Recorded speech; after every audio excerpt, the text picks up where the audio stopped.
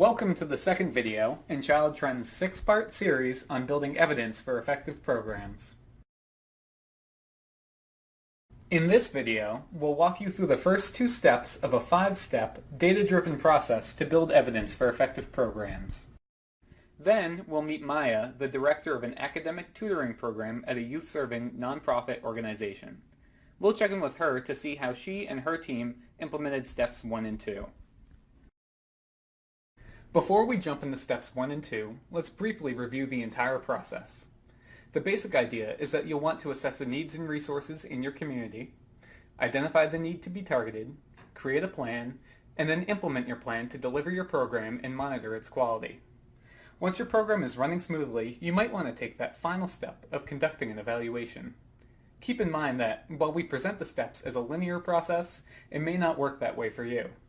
Because this is a journey of learning about your program, it's normal to revisit an earlier step from time to time to apply something you've learned in a later step.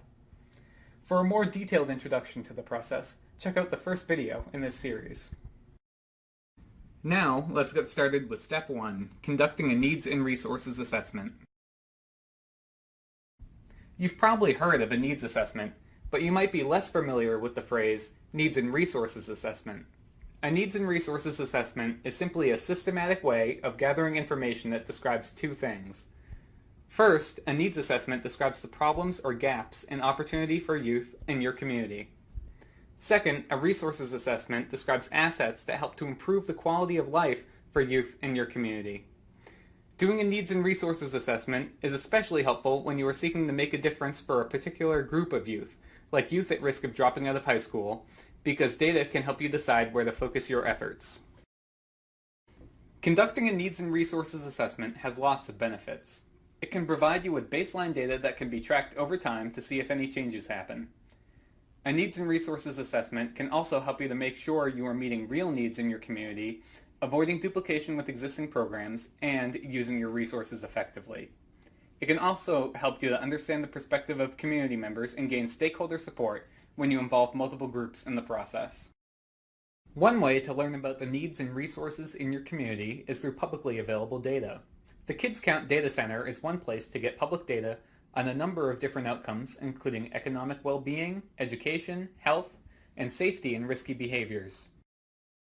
You can also gather your own data by going directly to folks in your community.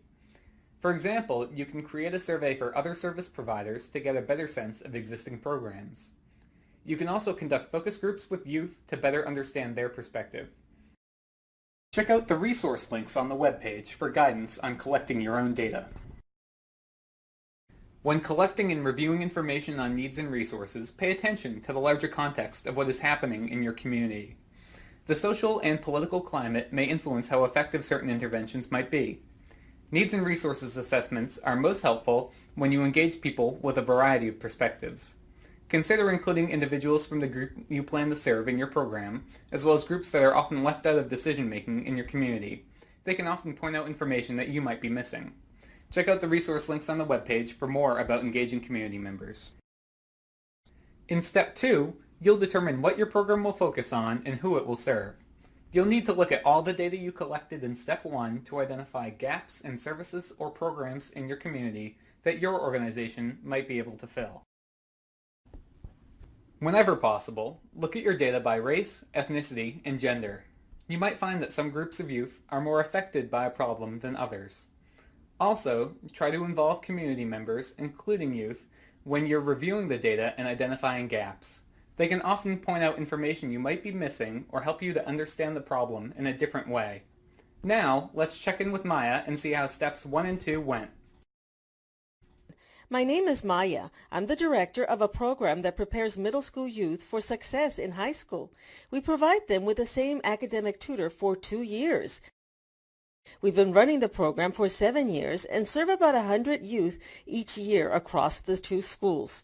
It's a great program, and I'm always inspired by our students and tutors. Last year, almost half of our participants went from performing below grade level on their standardized tests to being on grade level. Recently, I went to a workshop on program evaluation.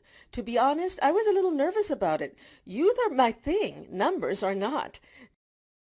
During the workshop, I shared with the group that after working with our school district for almost a year, we got access to test scores for each youth in our program so we could track their progress over time. Several people came up to me later and told me how impressed they were because they found it so challenging to get data from the schools in their communities. That made me feel pretty good. But my heart sank when one person asked if our program was working equally well for girls and boys or for African American and Hispanic students. I couldn't answer him. He was really nice about it, but in my head I was thinking, wow, why have we not looked at our program data by race, ethnicity, or gender before? I left the workshop wondering if our program really was working well for all of our students. When I got back to the office, our team agreed to look at our data by gender, race, and ethnicity. I told them another thing I learned at the workshop was the importance of assessing community needs and resources on a periodic basis. We hadn't done that since the program started 7 years ago, and we all agreed it was probably time. We started by going to the school district's website to look at test scores for the middle schools in town. I had been wondering how different groups of students in our schools were doing ever since the workshop, so we looked at test scores by race and ethnicity. Unfortunately, the gap in test scores between African American and Hispanic students and white students was actually larger at our schools than the other schools. We were surprised and disappointed by what we found, but we were still hopeful that our program was helping to narrow that gap. Using our program data, we decided to look at our outcomes by race and ethnicity to see if our tutoring program seemed to be narrowing the gap for our program participants. Well, we found that the gaps are almost as large for youth in our program. I had a hard time sleeping that night. We decided to do interviews with some participants as well as some family members to hear their thoughts. Most parents were happy with the program, but to our surprise, we found that some students didn't feel comfortable with our tutors, especially African American and Hispanic students. They told us that the tutors didn't seem to make an effort to get to know them beyond their schoolwork. Clearly, we needed to do something, but I wasn't sure what. Let's look back at what Maya has accomplished so far. During steps 1 and 2, Maya learned more about needs and resources in the community by looking at publicly available data and talking to students and their parents. For example, she uncovered information about academic disparities in the schools and learned that many African American and Hispanic students didn't feel comfortable in the program. For more information on the topics covered in this video, check out the resource links on the webpage. To learn what Maya and her team did next, check out video 3.